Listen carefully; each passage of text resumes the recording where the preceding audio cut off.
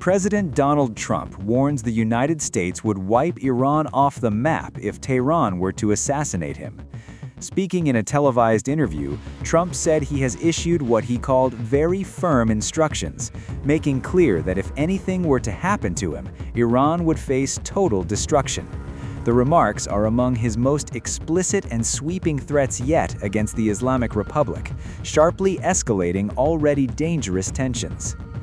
Trump said he had instructed advisors to obliterate Iran if the country were found responsible for any attempt on his life. The language leaves little room for ambiguity and signals a posture of absolute retaliation, even as diplomatic channels between Washington and Tehran remain deeply strained. President Trump, however, was non-committal about where military options currently stand against Iran.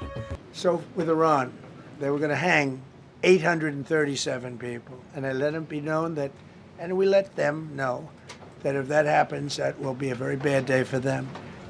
And they decided not to do it. They didn't hang the people. I can't tell you what's going to happen in the future, but supposedly they've taken that off the table.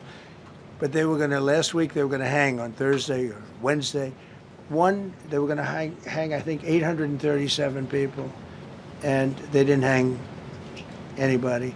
So we're just going to have to see what happens with Iran. The comments come amid growing unrest inside Iran, where mass protests over the collapsing economy and political repression have shaken the leadership. At the same time, exchanges between U.S. and Iranian officials have become increasingly hostile, raising fears of a wider confrontation. Earlier, Iran warned Trump against taking any action targeting its supreme leader, Ayatollah Ali Khamenei, who has ruled the country for nearly 4 decades.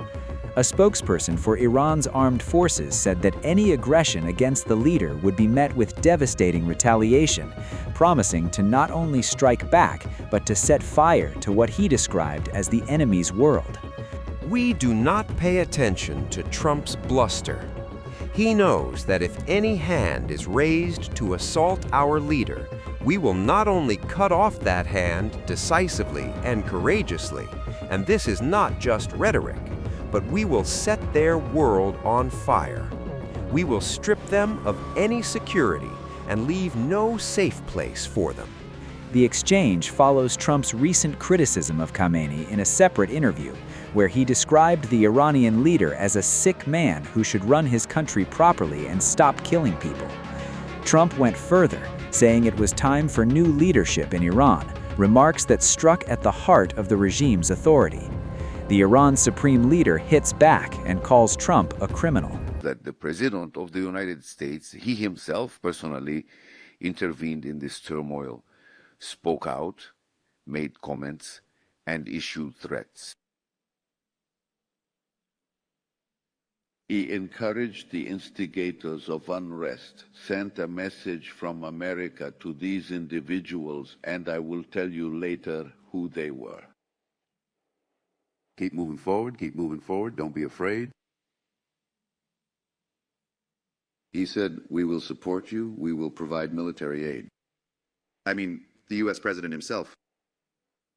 He entered the sedition. He's part of the seditions. They inflicted injury on the people.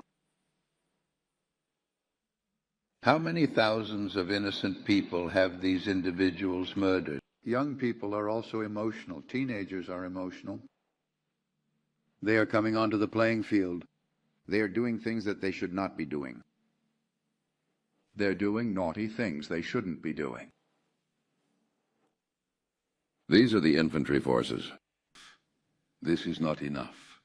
Yes, we quelled the sedition, but it's still not enough.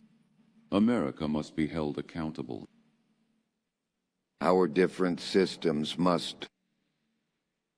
The Ministry of Foreign Affairs, along with various other diverse governmental bodies, particularly those agencies directly involved in this specific task, must diligently pursue this matter. We are not leading this country into a war. We do not have any intention of taking the country in the direction of war. We don't allow entry to domestic criminals either. Worse than our own domestic criminals are the international ones. We won't let them in either. It must be confronted using its very own methods. This task must be properly pursued and thoroughly followed up, and by the divine grace of God, the Iranian nation. Tensions have been building since Iranian authorities launched a violent crackdown on nationwide protests that erupted late last year. Demonstrations initially driven by economic hardship quickly evolved into broader challenges to the country's leadership, prompting a severe response from security forces. Trump has drawn what he described as two red lines for Iran: the killing of peaceful protesters and the use of mass executions in the aftermath of the unrest. Yet he has stopped short of clearly outlining what military options remain on the table, saying only that the situation is being watched closely and that events will determine what comes next. The scale of the unrest has been significant and deadly. A US-based human rights group shows at least 4,519 people have been killed in the protests, though there has been no independent verification of the figure.